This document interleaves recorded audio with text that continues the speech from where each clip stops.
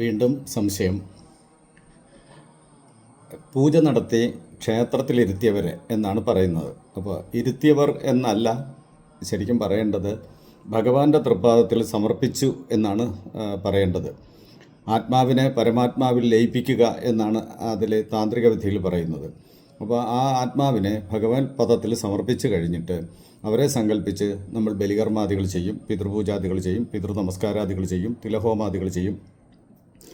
ഇങ്ങനെയൊക്കെ ഓരോ രീതികൾക്കനുസരിച്ചിട്ട് ഓരോരുത്തരുടെ സങ്കല്പം അനുസരിച്ചിട്ടൊക്കെ ചെയ്യാറുണ്ട്. അങ്ങനെ ചെയ്യുമ്പോൾ അങ്ങനെയുള്ളവർക്ക് വേണ്ടിയിട്ട് കർക്കിടക വാവ് ബലി ചെയ്തതിന് ശേഷം വീട്ടിൽ വച്ചു കൊടുക്കാമോ എന്നിപ്പോൾ പലരും ചോദിക്കുന്നു. അങ്ങനെ നമ്മൾ ഭഗവത് പദത്തിൽ സമർപ്പിച്ചിട്ട് വീട്ടിൽ വെച്ചു കൊടുക്കുക അവരെ വീണ്ടും വീട്ടിലേക്ക് ക്ഷണിക്കുന്നതിന് തുല്യമാകും.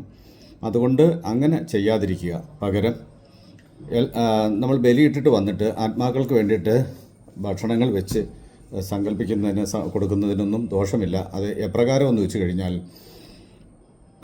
സങ്കല്പിക്കേണ്ടത് ഇതുപോലെയാണ്. അതായത് എനിക്ക് ചുറ്റും എൻ്റെ കുടുംബത്തിൽ എൻ്റെ തൊഴിൽ മേഖലകളിൽ എൻ്റെ പ്രവൃത്തിയുമായിട്ട് ബന്ധപ്പെട്ട് ഞങ്ങളുടെ കുടുംബപരമായിട്ട് ഞങ്ങളുടെ പൂർവികരോ സമീപവാസികളോ മറ്റ് ബന്ധുജനാദികളോ മോക്ഷപ്രാപ്തി ലഭിക്കാതെ അലഞ്ഞു നിൽക്കുന്നുവെങ്കിൽ, വിശന്ന് നിൽക്കുന്നുവെങ്കിൽ അവർ വന്ന് സ്വീകരിക്കണമേ എന്ന് സങ്കല്പിച്ചുകൊണ്ട് നമുക്ക് അവർക്ക് വേണ്ടിയിട്ടായിട്ട് എന്തെങ്കിലും ഭക്ഷണം വെച്ച് കൊടുക്കുന്നതിൽ തെറ്റില്ല.